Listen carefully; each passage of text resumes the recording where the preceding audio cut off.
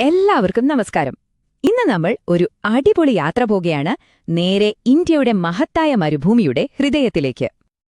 ആദ്യം തന്നെ ഈ രണ്ട് ചിത്രങ്ങളിലേക്കൊന്ന് നോക്കിയേ. ഒരിടത്ത് മഞ്ഞു പൊതിഞ്ഞ മലനിരകൾ, മറ്റൊരിടത്ത് ചുട്ടുപൊള്ളുന്ന മണൽക്കൂനുകൾ. ഒറ്റനോട്ടത്തിൽ യാതൊരു ബന്ധവുമില്ലാത്ത രണ്ട് സ്ഥലങ്ങൾ, അല്ലേ? അപ്പോ എന്തായിരിക്കും ഈ രണ്ട് സ്ഥലങ്ങൾ തമ്മിലുള്ള ഒരു കോമൺ ഫാക്ടർ? എന്തെങ്കിലും ഉണ്ടാകുമോ? സത്യം പറഞ്ഞാൽ മരുഭൂമി എന്ന് കേൾക്കുമ്പോൾ നമ്മുടെ മനസ്സിലേക്ക് വരുന്ന ചിത്രങ്ങളുണ്ടല്ലോ, അതിനെയൊക്കെയൊന്ന് മാറ്റി ചിന്തിപ്പിക്കാൻ പോകുന്നൊരു ചോദ്യമാണിത്. ഇതിന്റെ ഉത്തരം കേട്ടാൽ നിങ്ങൾ ശരിക്കും ഞെട്ടും. സംഗതി ചൂടോ തണുപ്പോ അല്ല, പ്രശ്നം മഴയാണ്. ഒരു വർഷം 25 സെന്റിമീറ്ററിൽ താഴെ മാത്രം മഴ കിട്ടുന്ന ഏത് സ്ഥലത്തെയും നമുക്ക് ടെക്നിക്കലി ഒരു മരുഭൂമിയായി കണക്കാക്കാം. അതാണ് കാര്യം. അപ്പോ മരുഭൂമികളെക്കുറിച്ചുള്ള ഈ പഠനത്തിനൊരു പേരുണ്ട് കേട്ടോ, എരമോളജി എന്നാണ് പറയുക. അപ്പൊ നമ്മുടെ ഈ യാത്രയ്ക്കൊരു ശാസ്ത്രീയ ടച്ചും കൂടി ആയില്ലേ? നമുക്ക് തുടങ്ങാം. ഓക്കെ, അപ്പം മരുഭൂമി എന്ന് പറഞ്ഞാൽ എന്താണെന്ന് നമുക്കിപ്പോ ഒരു ഐഡിയ കിട്ടി. ഇനി നമുക്ക് നമ്മുടെ അസല ലക്ഷ്യത്തിലേക്ക് ഇറക്കാം, ഇന്ത്യയുടെ സ്വന്തം ഥാർ മരുഭൂമിയിലേക്ക്. ദാ ഈ ഭൂപടം നോക്കൂ.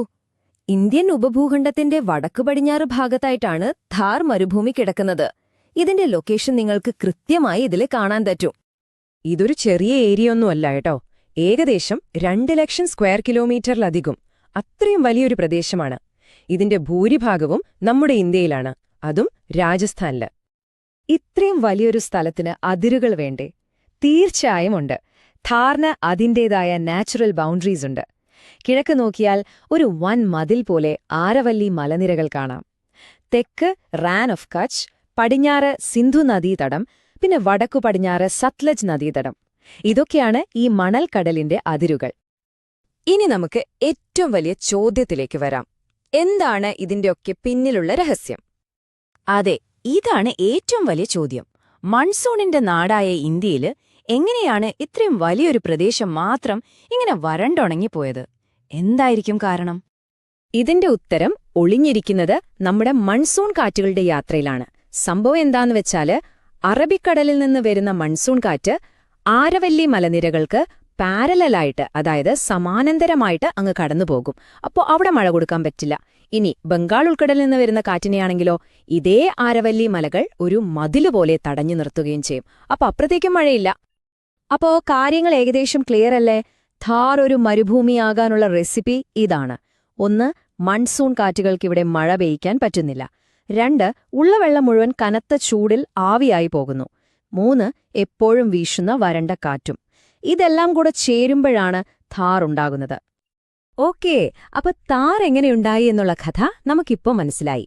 ഇനി നമുക്ക് ഈ മരുഭൂമിക്കുള്ളിലേക്ക് ഒന്ന് ഇറങ്ങിച്ചെല്ലാം. ഇതിന് പ്രധാനമായും 2 മുഖങ്ങളുണ്ട്. അതേതൊക്കെയാണെന്ന് നോക്കാം. ഥാറിനെ നമ്മൾ രണ്ടായിട്ട് തിരിക്കാറുണ്ട്. പടിഞ്ഞാറേ ഭാഗത്തിനെ മരുസ്ഥലി എന്ന് പറയും. ഇതാണ് നമ്മൾ സിനിമയിലൊക്കെ കാണുന്ന ആ തനി മരുഭൂമി, നിറയെ മണൽക്കൂനകളൊക്കെയുള്ള സ്ഥലം.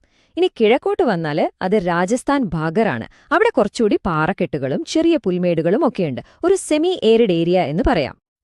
ഈ മാപ്പിലേക്കൊന്ന് നോക്കിക്കേ. ഈ വ്യത്യാസം നിങ്ങൾക്ക് വളരെ വ്യക്തമായിട്ട് കാണാം. കണ്ടില്ലേ? നടുക്ക് ആ ആരവല്ലി മലനിരകൾ. അതാണ് ഈ 2 ഭാഗങ്ങളെയും തമ്മിൽ വേർതിരിക്കുന്ന നാച്ചുറൽ ഡിവൈഡർ. ഇനി അടുത്ത ചോദ്യം. ഇത്രയും വരണ്ട ഒരു സ്ഥലത്ത് വെള്ളമുണ്ടാകുമോ? പ്രത്യേകിച്ച് പുഴകളും തടാകങ്ങളുമൊക്കെ? ഉത്തരം ഉണ്ട് എന്നാണ്. പക്ഷേ നമ്മൾ സാധാരണ കാണുന്ന പോലത്തവയല്ല. അതാണ് ട്വിസ്റ്റ്. ഇവിടുത്തെ മെയിൻ നദിയാണ് ലൂണി. അതിന്റെ പേര് കേൾക്കുമ്പോഴേ ഒരു പ്രത്യേകതയില്ലേ? സംസ്കൃതത്തിൽ ലവണവാരിയെന്ന് വെച്ചാൽ ഉപ്പ് നദി എന്നാണ് അർത്ഥം. പേരുപോലെ തന്നെ ഇതൊരു ഉപ്പുരസമുള്ള നദിയാണ്. അതും മൺസൂൺ വരുമ്പോൾ മാത്രം ഒഴുകുന്ന ഒരു സീസണൽ നദി. ഇനി നദികൾ കഴിഞ്ഞാൽ തടാകങ്ങളുണ്ട്. അതിൽ ഏറ്റവും പ്രധാനപ്പെട്ടതാണ് സാമ്പാർ തടാകം. ഇന്ത്യയിലെ തന്നെ ഏറ്റവും വലിയ ഉപ്പു തടാകങ്ങളിലൊന്നാണിത്.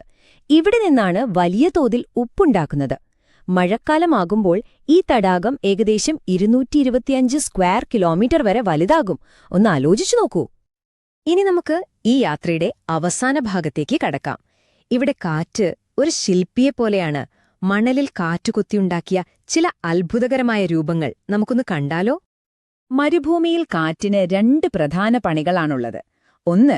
ഒരിടത്തു നിന്നും മണലും പൊടിയുമൊക്കെ അടിച്ചുവാരി മാറ്റുക. ഇതിന് നമ്മൾ അപരദനം അഥവാ ഇറോഷൻ എന്നു പറയും. 2.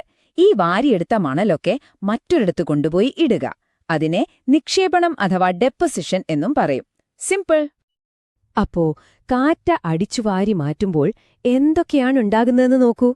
ഒരിടത്തെ മണല് മുഴുവൻ കാറ്റ് പറത്തിക്കൊണ്ടുപോകുമ്പോൾ അവിടെ വലിയ കുഴികൾ രൂപപ്പെടും.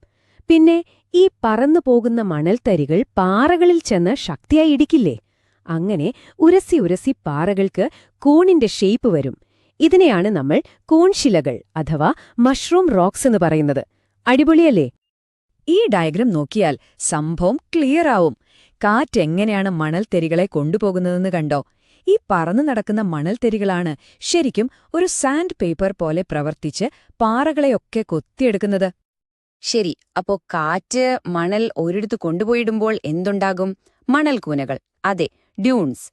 പലതരത്തിലുള്ള മണൽക്കൂനകളുണ്ട് കേട്ടോ. ചന്ദ്രക്കലയുടെ ഷേപ്പിലുള്ള ബർക്കനുകൾ, നീളത്തിലുള്ള സീഫുകൾ, അങ്ങനെ പലതും. ഓരോന്നിനും അതിന്റേതായ പ്രത്യേകതകളുണ്ട്. അപ്പോ കാറ്റിന്റെ ഇഷ്ടത്തിനനുസരിച്ച് ഓരോ നിമിഷവും രൂപം മാറിക്കൊണ്ടിരിക്കുന്ന ഒരു അത്ഭുത ലോകമാണ് ഥാർ മരുഭൂമി. ഈ യാത്രയുടെ അവസാനം ഞാനൊരു ചോദ്യം നിങ്ങളുടെ മുന്നിലേക്ക് വെക്കുകയാണ്. എല്ലാം നിരന്തരം മാറിക്കൊണ്ടിരിക്കുന്ന ഒരിടത്ത് സ്ഥിരമെന്നൊരു വാക്കിന് എന്തർത്ഥമാണുള്ളത്? ഒന്ന് ചിന്തിച്ചു നോക്കൂ.